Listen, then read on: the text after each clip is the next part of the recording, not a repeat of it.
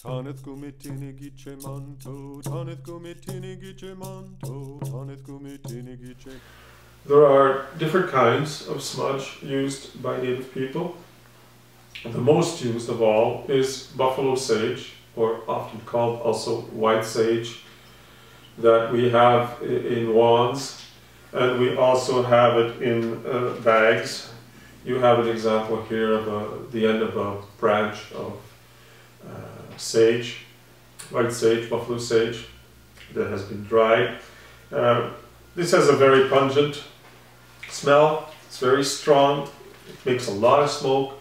It's the one that's the most used for purification, and it burns really well. You just light the tip of a leaf and the whole leaf will burn, so that if you have several leaves in your shell, you will have a lot of smoke, so it's very easy to purify and it burns really, really well.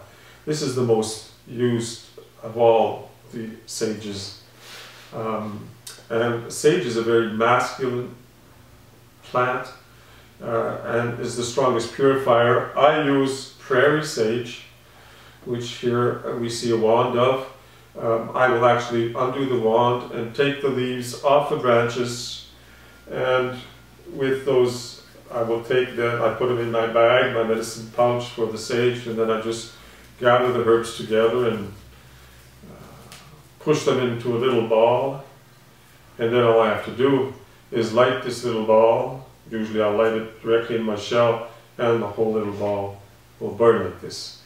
And if I need to continue burning, then I will just add on to that.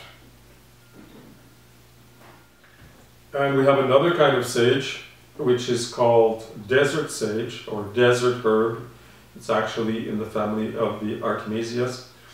And we use this also as a purification. It's very, very strong. I like to use it only in very extreme circumstances, when I have bad spirits that have to be eliminated, people with very heavy pathologies, would really need very, very strong, very precise against evil and darkness. That's when I will use this kind of sage. We also have it available in leaf form in a small bag, as we have the buffalo sage also in a small bag, not just in the wand size.